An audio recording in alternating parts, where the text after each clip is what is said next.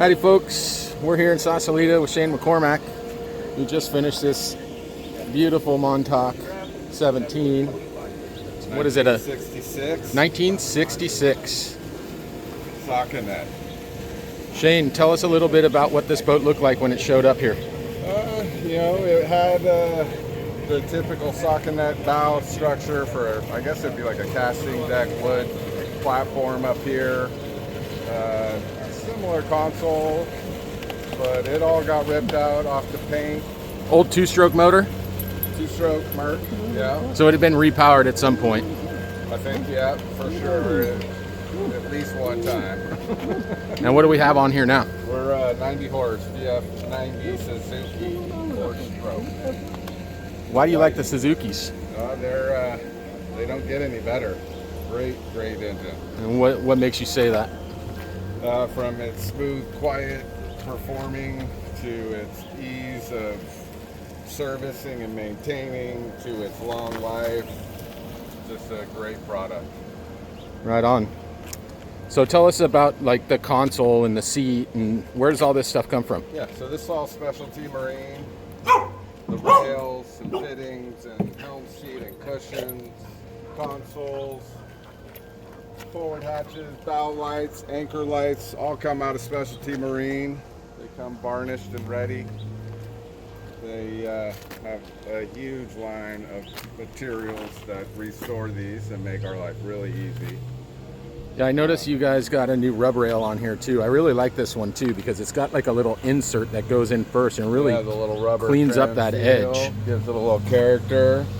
And the white, as it'll be a little bit more maintenance, is a pretty look.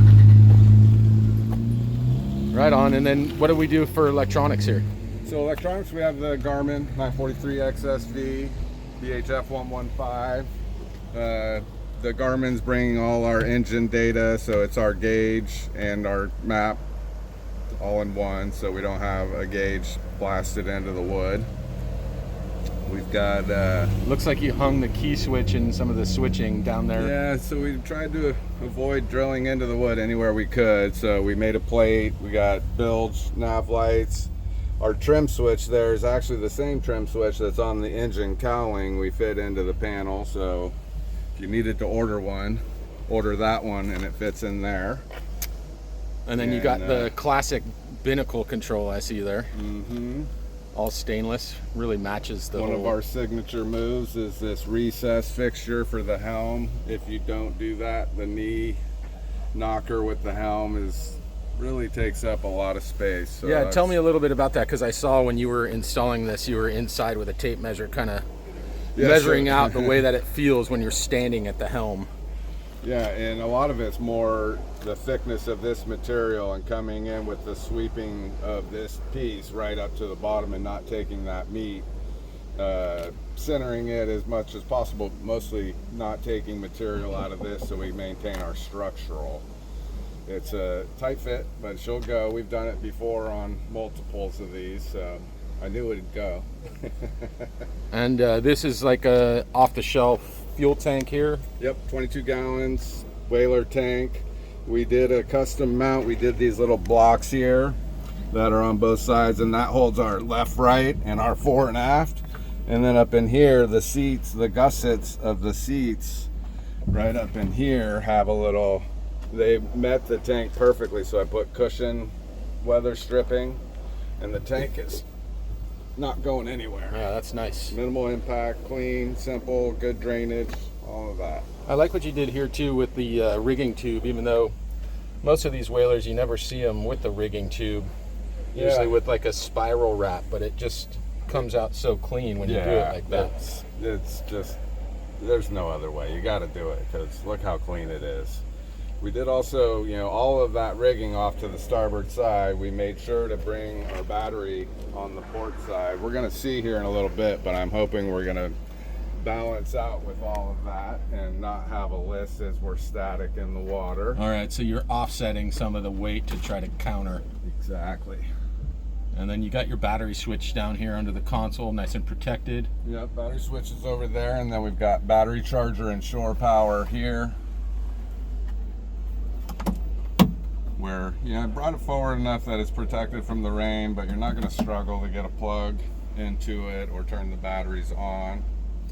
Got our fuse panel up in there, all of our backbone and whatnot under the console. We actually rigged the console out of the boat, pre-rigged the steering, the controls, the electronics, the key switch panels, VHF antenna, every little bit rigged, all the harnessing, and then popped it in, shot the harnessing back, which made it a very streamlined process. But also keeping in mind, as you work on many manufacturers, that you will at some point probably have to work on this thing. So as you did all of that stuff with it out of the boat, I'm sure you thought about what it was going to take if and when you did have to get in there and work on it. Yeah, and even stuff like making sure the fuse for the ignition is accessible. A lot of times you'll see people just tuck them, or the, you know, clean and re-serviceable is key. I know if it needs service or maintenance, it's going to be me, so yeah, and keep that in mind the whole way through. Talk a little bit about this paint job here. We've done a few of these now where we did not do the paint work the way that this one was done. Carlos at Carlos Boatworks did an amazing job on this paint job. What did you think when this thing came back? It blew me away. I wasn't quite, you never know what you're going to get when it comes to paint. What a hard job he's got. It's an amazing job. I couldn't be more happy for what he has done here. It's really compliments and makes me look so good. That's like the icing on the cake right there.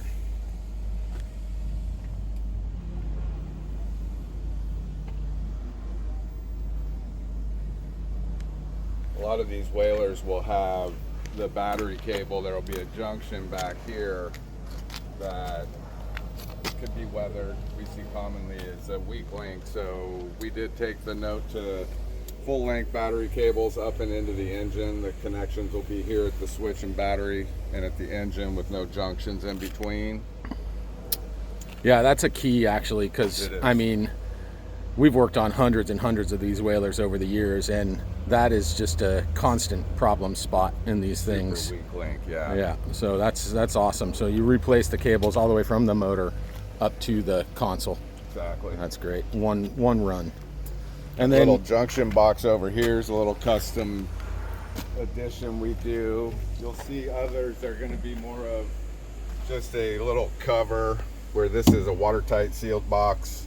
Our running light and our anchor light, we come in through the rail at an angle to come through, keeping it lower. And this is our junction for wiring for our running lights and anchor lights. And then I noticed also that on this, we didn't put the forward rails. Yeah, we can always come back at it. It's got the fasteners. You know, Carlos at the paint shop, he's onto it. If you needed to drill the holes for the rail, they're in a spot that would be high difficulty to nail a bullseye. So he's left the holes. We filled them with some barrel nuts. If we wanted to come back at it later, we could throw that on. You know, if you're getting in and out on the bow, it's going to make that a little more challenging. So, you know, it depends on what you're using the boat for, whether it's necessary or not. I really like the look without it. Yeah, I do too.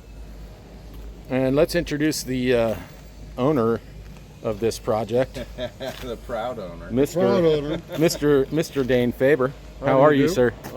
Happy as could be. Right on. And unbelievably satisfied. How's that? Yeah, good. Well, we're about to get this thing out on the water, and we'll see if we can keep that smile on your face. No doubt it'll be there for a launch long day. time. Right on, you guys. Well, thanks for your time, and look forward to seeing you in the future, Mr. Faber. Absolutely. Nicely, Customer for life. nicely done, Shane. Nicely done, Shane. Way to put the M in H&M, buddy. Let's go.